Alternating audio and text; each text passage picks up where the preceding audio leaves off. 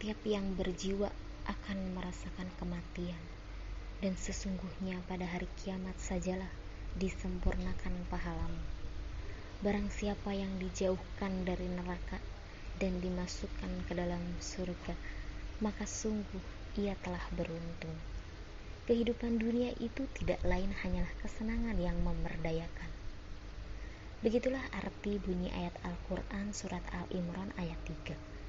Sejenak makna ayat itu menenangkan hatiku yang tengah kalut, meranahkan jiwaku yang dirundung oleh mendung hitam yang pekat. Tidak selamanya orang akan terus sehat, begitu pula sebaliknya. Maka semua makhluk di bumi ini akan dipanggil melalui sakit. Entahlah, ini pelik untuk disangka. Seperti yang pernah kuseratkan di lembar sebelumnya, bahwa kehidupan ialah sebuah rangkaian kisah peristiwa yang panjang, di mana kehidupan menyuguhkan berbagai hidangan tawa dan luka. Dan kini, skenario kehidupan tengah memainkan lelakon sesak lara. Aku tahu, aku mengerti, bahkan aku faham. Setiap makhluk di bumi ini pasti akan menemui ajalnya masing-masing, dan tentu dengan jalannya masing-masing pula. Ya, semua makhluk akan mengalami kematian. Kematian, sebuah akhir dari lelakon skenario kehidupan di dunia ini.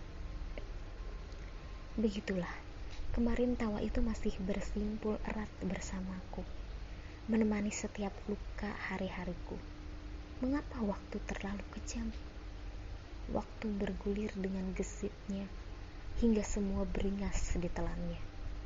Kini, pagi ini, kulihat senja mengelurkan tangannya untuk menyambutmu dengan dekap keabadian. Bersama kepulangan rembulan, ajalmu kian melambai menjemput kehadiranmu. Suara azan subuh seakan pertanda bahwa kau telah berpulang menemui Sang Pencipta. Aku termenung dalam sepi, berjuta tanya mendatangi pikiranku. Bapa, ini sangat sulit untuk bisa kupercayai. Mengapa kau harus pergi secepat ini? Kau tahu, runtutan perjalanan skenario kehidupan yang ingin kujalani masih terlalu panjang.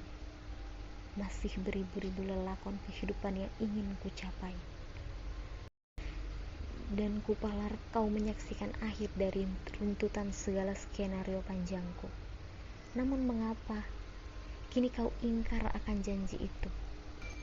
Sebuah janji yang diucapkan beberapa minggu yang lalu. Sumpah yang kau ucap bahkan kau akan mengawal kesuksesanku. Menanti aku merangkum cita-cita yang kutekuni. Bapak Abdul Manaf. Nama itu akan kusimpan rapat-rapat dalam lelakon skenario kehidupanku. Akan kuberi tinta merah sebagai penanda pentingnya namamu dalam runtutan kisah perjuanganku dalam meraih kesuksesan. Kau ialah sosok guru panutanku dalam menuntut ilmu di madrasah ini. Bagiku, kau sosok yang baik, pendiam, perhatian dan penyabar. Aku ingat, selama 3 tahun di madrasah aliyah dulu, aku hanyalah seorang anak perempuan yang sangat nakal, suka usil dan keras kepala. Semua yang kuinginkan harus terjalankan dengan baik. Ya, mungkin aku sudah terbiasa dipanggil oleh guru BK atas kesalahanku. Entahlah, saat itu aku benar-benar tidak ada rasa takut kepada siapapun, kecuali pada Allah Subhanahu wa Ta'ala. Bahkan sampai sekarang, kebanyakan teman ataupun adik kelasku takut dengan kelakuan anehku yang hadir dengan spontan. Rasanya aku juga pernah dibenci dan diasingkan sendiri. Namun senyuman Bapak terus menyinari. Aku tak pernah benci. Aku tak pernah dibenci oleh Bapak dengan segala tindakan nakalku selama di madrasah itu. Fikirku gila. Bapak begitu sabar. Seiring aku bertanya pada diriku sendiri, di waktu, mengapa Bapak tak pernah memarahiku? Mengapa ia malah menatapku dengan senyuman? Adakah rasa sayang yang terbesit di hatinya? Ataukah ia menyimpan kebencian padaku? Lantas, Apa makna senyuman Bapak? Kulihat di luar sana, banyak tangan-tangan panas meronta ingin menampar wajahku, ingin menyuruhku untuk membungkam mulutku. Akan tetapi, berbeda rasanya. Bapak sama sekali tak murka, dan ia melempar senyuman yang hangat. Aku tersenyum tipis. Kala puing-puing kenangan itu bernostalgia. Sekarang kau telah dewasa, tumbuh menjadi gadis yang jelita, bukan lagi anak madrasah aliyah yang suka usil. Kini saatnya kau menikmati masa perjuanganmu untuk masa depanmu. Berjalanlah di atas bebatuan luka, tundukkan segala amarahmu, dan raihlah mimpimu untuk menjadi seorang guru. Sejenak aku duduk dalam diam, mulutku kaku membisu. Segala imajinasi ini seakan melayang terbang tinggi. Pikiranku benar-benar kalut. Aku bernostalgia pada semua kisah itu. Bisik mesra petuah itu selalu terngiang dalam telingaku. Awan tampak mencair di pipiku dengan deras. Aku tak kuasa membendungnya. Kuingat di hari terakhir perjumpaan kita, kau menyampaikan petuah itu. Dinding-dinding madrasah itu seakan menjadi saksi atas awal perjumpaan kita, yang sebelumnya sama sekali tak mengenal hingga kita sedekat ini.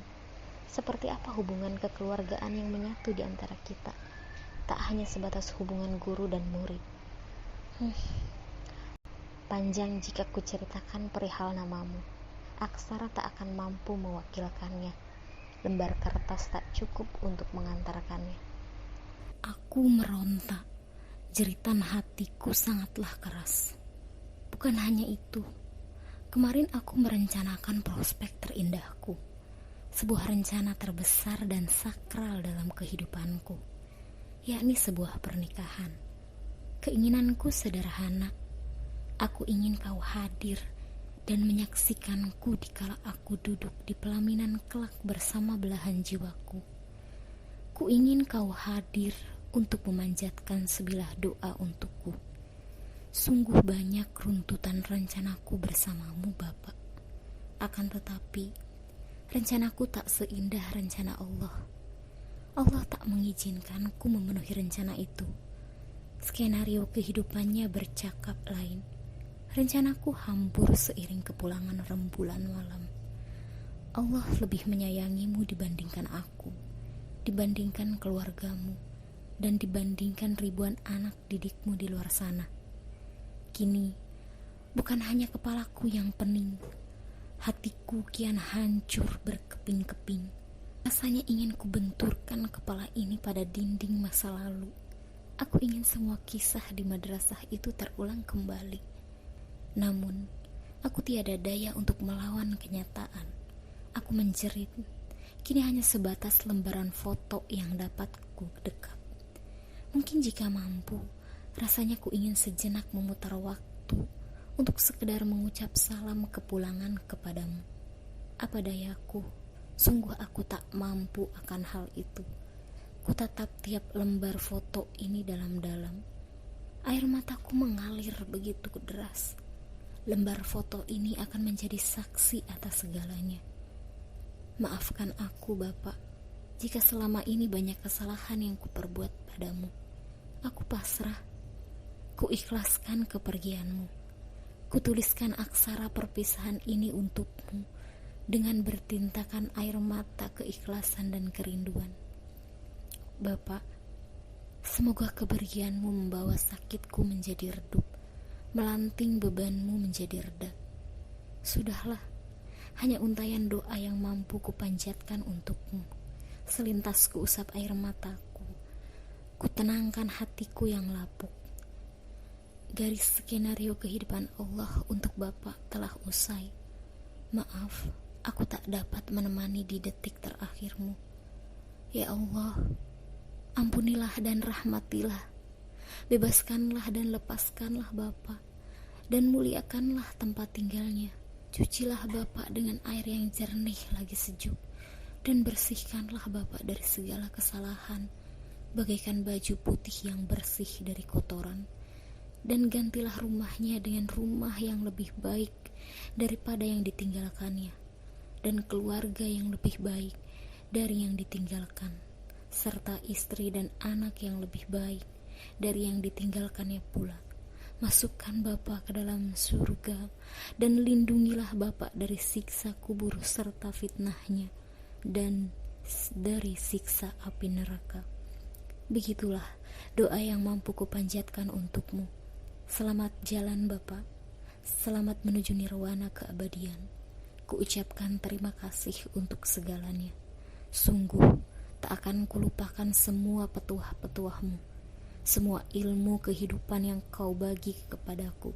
Dari sini ku antar kepulanganmu lewat iringan doa, dan biarkan aku terus merindumu bersama rembulan dalam keheningan malam, walau hanya sekedar menikmati senyummu dalam angan.